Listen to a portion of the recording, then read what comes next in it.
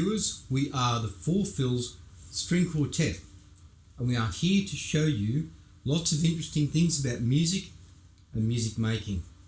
You have just been listening to a performance of Eine kleine Nachtmusik, or A Little Night Music, by a composer named Wolfgang Amadeus Mozart. Hey dude, I've got a question. What's a string quartet? That's actually a great question. Many of the viewers would not know that a string quartet consists of two violins, a viola, that's what you play, and a cello, four string instruments in that combination. How can we demonstrate that? Okay, let's show them our instruments one by one. Cool dude, but what about our double bassist? That's okay, he can show us the double bass in this segment as well. However, the double bass does not normally play in the string quartet. It's still worth looking at. And then let's meet back here to talk about what we'll do in the next segment. I'm going to show you the violin. The violin is the highest sounding instrument in the string section or in the orchestra. It has four strings, and I'll show you those. The G, the D, the A, and the E. We call those open strings because that is the sound it makes when we bow the string without putting a finger on the fingerboard. Let's see what happens when we push a finger down. Here's the open D. Push a finger down, it becomes E.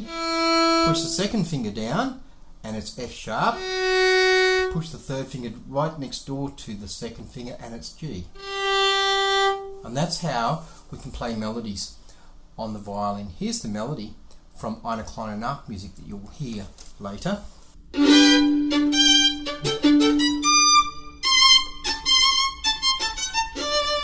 Now another thing the violin can do is play two notes at a time. This is called double stopping, where we place the bow across two strings and we put our fingers down on the correct notes on those strings, such as this part from Eine kleine Nachtmusik, and you'll recognise it when you hear it later.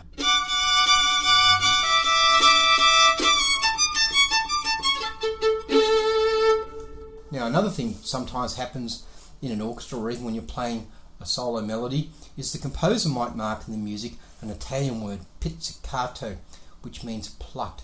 And then, if we're playing an orchestra, we quickly grab the bow like this and we push our thumb here against the fingerboard, and we might play something like this.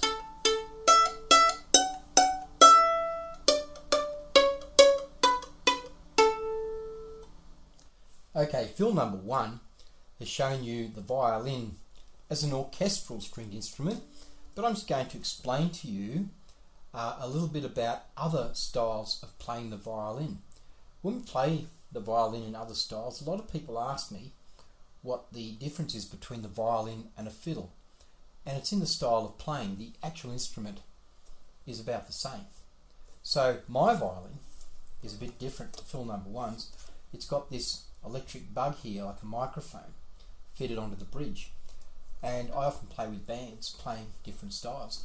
Now, here's something a lot of people, even violinists, don't know. I've tuned the violin to some different notes. Instead of the open E, I've tuned it down a note to the D string.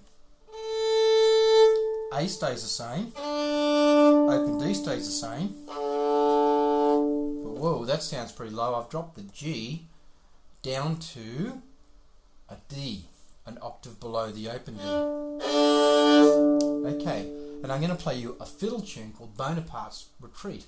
Now, this particular fiddle tune comes from a part of the United States called the Appalachian Mountains. So we've got this open D tuning. Now, fiddle players back about 100 years ago in the Appalachian Mountains, it was fairly isolated. They would not have had violin teachers. They would have not had any music written out for them. So here it is, and they would have had someone banging on a wooden chest and playing the old string bass, and it would have sounded something like this.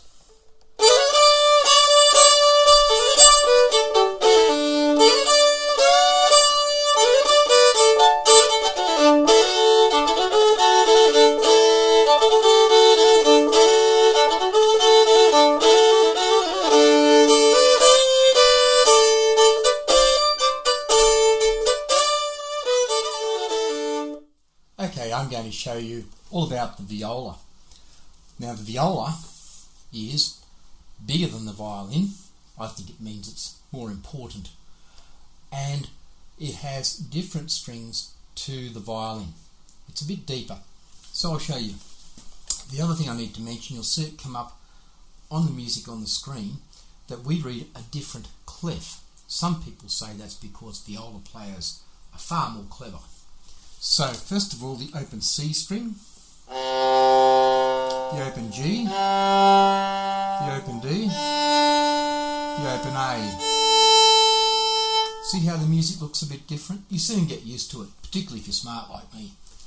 Now, like the violin, we make different notes by putting our fingers on the string. So here's the open C string, no fingers. Push a finger down, and I get the note D. Now I'm going to play you a little tune from our flute music, the viola book, level 2, and it's the Dance of the Maidens.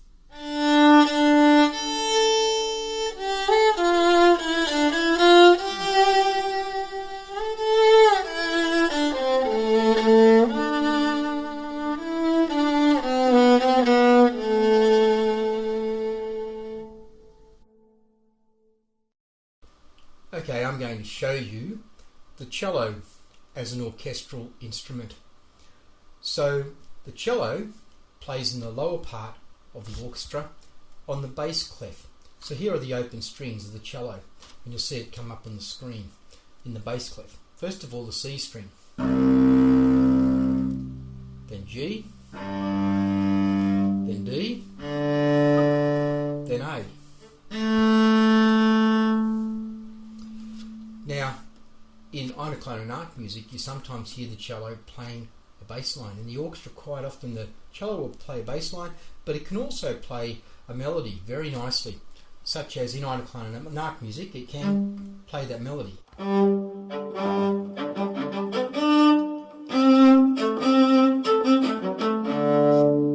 Here's another melody that sounds very nice on the cello, a little minuet by Bach.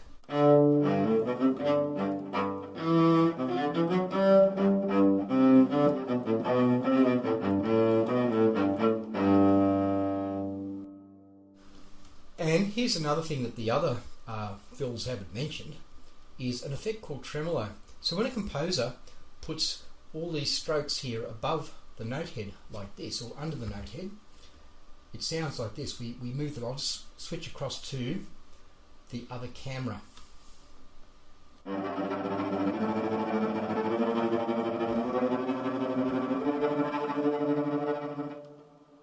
But it has a kind of shimmering effect, very, very effective in films, in movies, and the cello does it great, but it can be a great effect on any of the string instruments or the whole orchestra. I'm going to show you the double bass. The double bass has 4 strings. It's important to note before I show you those strings that the double bass sounds an octave lower than is written on the bass clef. So here's the E string, the A string, the D string, the G string. Now I'm using the French bow. The French bow has a slightly smaller frog. I'm just going to put up on the screen here for a moment the German bow. You'll see the frogs there for both the German and the French bows, and the German bow has a bit of a bigger frog, and that's sometimes used by some professional orchestral bass players. They prefer the feel of the German bow, but in schools I usually teach with the French bow, easier for slightly smaller younger hands. Now the double bass plays these sorts of intricate bass lines. You'll hear something like this in Einoclone and Arc music.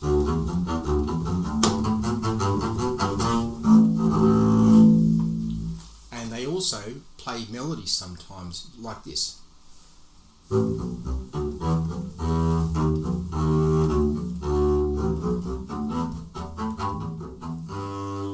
Okay, what now? Well, we're going to show our viewers, any age, because you can learn at any age, how we learn a stringed instrument. Now that we're back from that short break, What questions do you think our young viewers might have about stringed instruments? I wonder if some of them might want to know how they might start to learn a stringed instrument. That's a great question. What do you guys think? How did you start to learn an instrument? I think the first thing to ask is, how do we get hold of a stringed instrument? That is the first step. Ask your music teacher at your school what programs are available to learn a stringed instrument and whether you could perhaps hire a violin or cello or a viola. And what do you do if your school does not have a music program offering stringed instruments? Good question. Then ask your parents if you could hire or buy a violin, viola or cello, and then look for a teacher in your area. That's great, but then what's the point of learning an instrument by yourself? Well, you can play in an ensemble, perhaps in your school, but if your school doesn't have an ensemble, you can find a community orchestra, or it doesn't need to be a classical musical ensemble. You might want to play in a folk group or a bush band. We'll look at all of that in the next segment. Right now, I'd like you all to teach a lesson on your instrument to our young viewers and show them how to get started. That sounds like a great idea. How long have we got? You'll need to teach a 2-minute lesson. Just show the young viewers what they can expect to learn in the first 4 weeks. In 2 minutes? Okay, you're the boss. Okay, I'm going to teach you a very, very quick 2-minute beginner lesson on the cello, and we're using our Flipped Music Strings Method books, and they look like this, and we'll give you more details at the end of this episode. I'm going to show you how we learn to play the open strings, different note values, and reading music, reading basic rhythm notation. So let's first of all have a look at how we sit properly with the cello, and now how to hold the bow. And there's a picture in the book, but here's my bow hold, and the first thing I'm going to do is have a look at what angle do I need to put the bow to play each of the strings. So looking at the book again, on the C string, on the G, I move the bow up a little bit. Now look at the angle for the D string, the angle for the A string, okay, and now looking at reading the rhythm on open strings, let's have a look at that page, and we're going to learn these note values and play the open strings using those note values. And the backing track, if we use that, will give us a counting and we can play with the backing, but here it is just without the backing.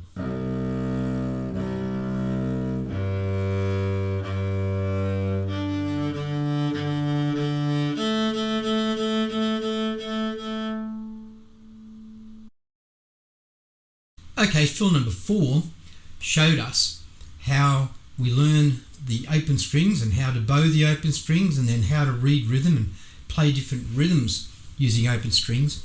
So first of all, I'm going to have a little bit of fun because I like to rock and roll, and I've downloaded the backing tracks for our Flipped Music Strings books, and I'm going to play a bit of the beginner string blues. Here he's up on the screen, and of course that's in the alto clef because I'm playing it on the viola. And here we go, we're using the open strings D, G and A, and it's a lot more fun with the backing track.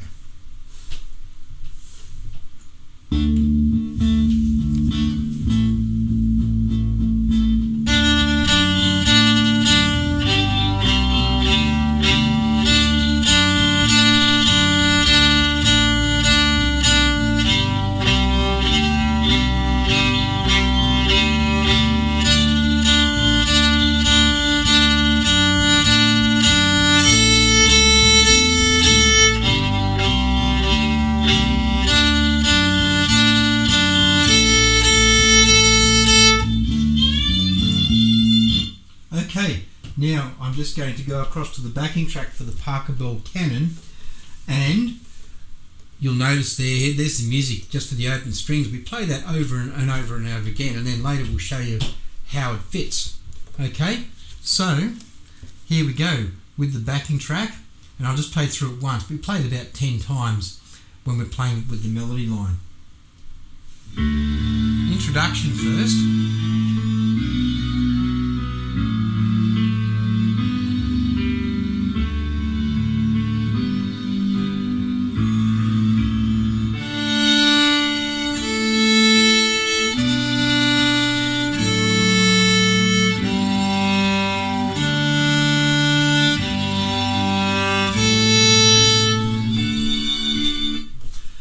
And then we can start to play with the backing tracks, simple little open string tunes.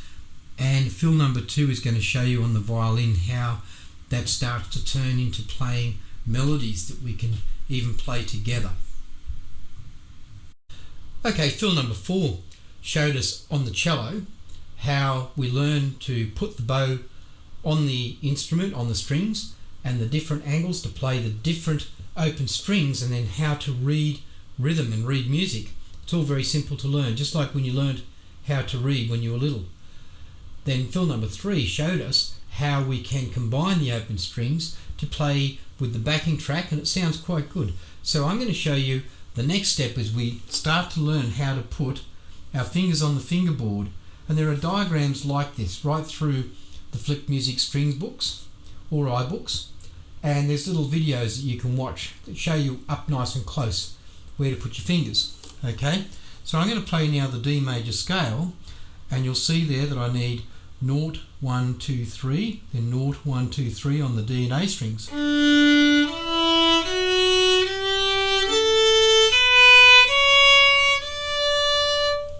Now, on that same page, we have a little tune that I've made up, the Running on D scale. This can be played even on double bass, or viola, or cello, or violin. So this is just the notes of the D scale, all mixed up.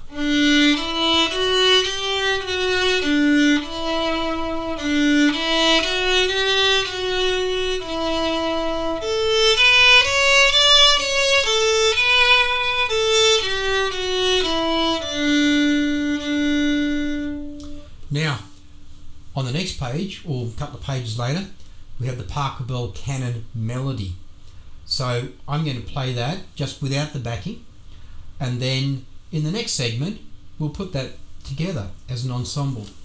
So just using the notes from the D scale, starting the E string,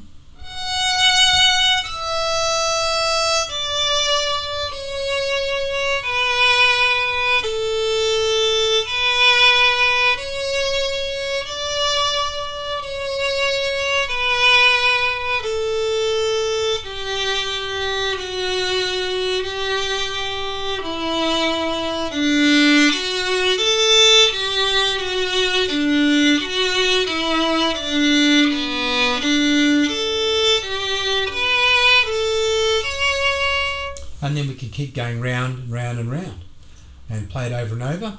In the next segment, we'll look how we can put that together as an ensemble piece with our string quartet. So, what are we doing back here? Well, now that we have learned either the open string part or melody line for the Parker Bell Canon, we can put it together as a string quartet. Hey, that's handy, dude. We are a string quartet. That's true, but what you might not realise is that this piece of music, and in fact nearly all the music in the Flip Strings series, can be played with the backing track as a solo or duet or any other combination using the open string and melody parts. That is correct. We could spend a lot more time looking at other pieces of music in these books, but we are just going to play this piece now. Cello can start with the open strings. Then I can start with the melody. Yes, and violin too can come in when you get to the end of the first line. And I will start when violin 2 gets to the end of the first line. Okay, let's start.